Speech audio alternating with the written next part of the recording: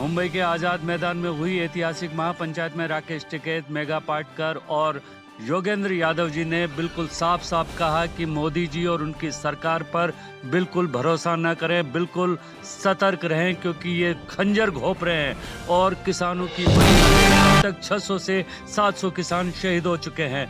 MB news से बात करते हुए उन्होंने क्या कहा, आइए चलते हैं आज़ाद मैदान मुंबई।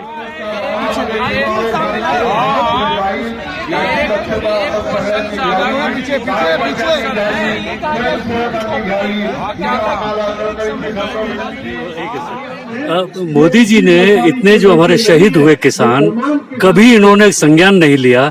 अचानक रातों रात कानून वापस ले रहे हैं और वो महान बन गए। तो क्या किसान इस बात को भूल जाएंगे, या जब तक हमारी एमएसपी की लड़ाई जो है चालू रहेगी कैसा रहेगा?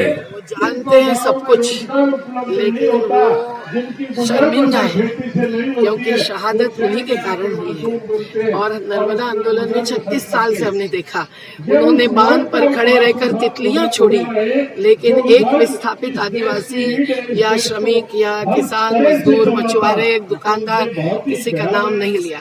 तो ये प्रस्थापित विरुद्ध विस्थापित की लड़ाई है और युद्ध में वो तो हिंसा का आधार ले रहे हैं, तो उनको शहादत के क्या कमाल समझते हैं। हमारे लोगों ने जो कहा है उसके देश और दुनिया ने दखल ली है, तो मोदी जी दखल ली है, उन्होंने ये देशवासियों को माफी मांगने तक पहुंचे हैं। इतनी बात काफी। तकलीफ कब पूरी हो, इनको सिर्फ एक चीज है, आप उठोगे कब, मतलब इनकी राजनीतिक समस्या कब दूर होगी, इनको इससे मतलब है।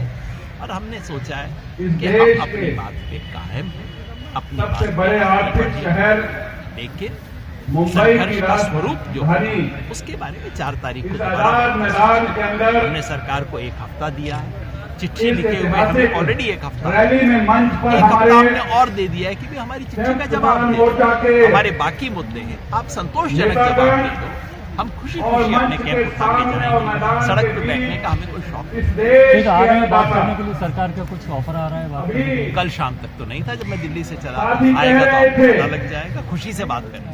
धन्यवाद। किसान के पेट में एक खंजर डाला और एक दिन वो खंजर निकाल दिया, किसान तो मर गया, 700 मर गए। अभी निकालने से किसान आगे कैसे बढ़ सकता है, उसका क्या प्लान है, उसका क्या एक फ्रेमवर्क है, उसकी क्या प्रोसेस है, उसमें क्या मोबिलाइजेशन जो हुई है, उनकी जो ख्याल है वो टेबल पर आएंगे कि नहीं, वो एजेंडा आएगी कि नहीं, वो मोस्ट इम्पोर्टेंट। मंत्री नरेंद्र तोमर और भी सारे मंत्री एक ही बात बोलते थे, किसी भी हालत में ये कानून वापस नहीं लिए जाएंगे। अचानक ऐसा क्या हुआ जो ये कानून वापस लिया? हमें पता है कि अगले 5-6 महीनों में पंजाब, उत्तर प्रदेश, गोवा, उत्तराखंड आदि राज्यों में चुनाव होने जा रहे हैं और इन राज्यों के चुनाव का भारतीय जनता पक्ष की जो शैतानी यंत्रणा है, मशीनरी है, जिन्होंने इस वहाँ का असेसमेंट किया, तो उत्तर प्रदेश में भारतीय जनता पार्टी का किसान आंदोलन की वजह से सुफड़ा साफ हो रहा है।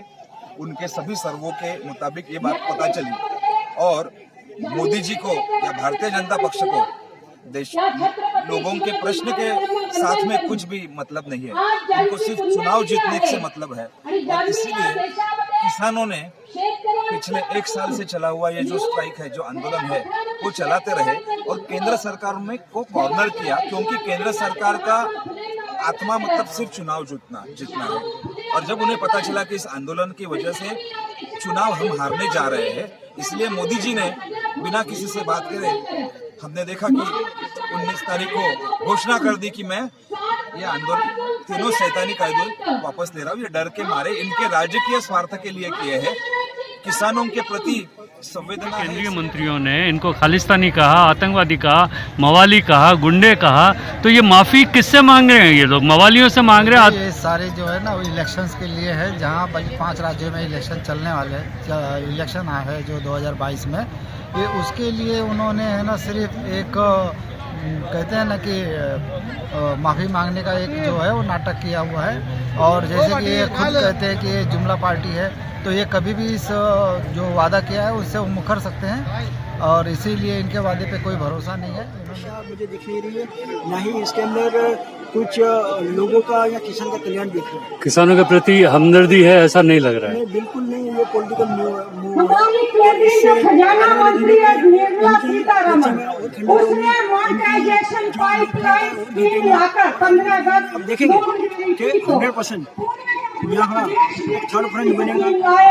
रेलवे प्राइवेट कर देगा। जितने किसान निवडणूक आहे, पश्चिम बंगालमध्ये झटका बसला आहे, पूर्ण ताकद लावलेली आहे। येणाऱ्या 5 राज्यांमध्ये त्यातले जास्तीत जास्त करून हिमाचल प्रदेश, हरियाणा, पंजाब आणि UP ह्या राज्यामधले जे शेतकरी आहे त्यांच्या मनात सरकारविषयी प्रचंड असंतोष झालेला आहे। तो कुठेतरी शांत करण्याचा प्रयत्न करणार आहे। हे सरकार आहे हे त्यांनी घेतलं। गेले वर्षभर तर ते बोलत होते की आम्ही कानून मागे घेणार नाही, तीन काळे कायदे आम्ही पाठी घेणार नाही, बाकी इतर काही विषयावर बोलायचं असेल तर बोला। पण आज त्यांनी सडनली येऊन ते केलं। मतलब चुनाव हारायची भीती वाटली आहे त्याला। निश्चित आणि कारण मतदार हा शेतकरी आहे हो।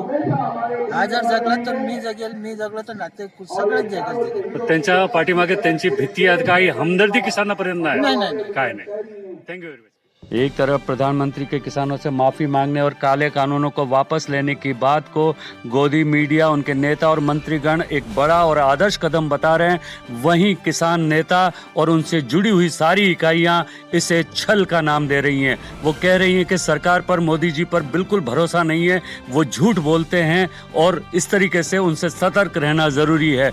अब देखना ये दिलचस्प होगा कि क्या ये आंदोलन जारी रहता है और इस आंदोलन की वजह से आने वाले चुनाव में, जो अभी 2022 में चुनाव आने वाले हैं, उन पर क्या असर पड़ता है, ये देखना दिलचस्प होगा, क्योंकि किसान अपनी मांगों पर अब भी वहीं के वहीं हैं।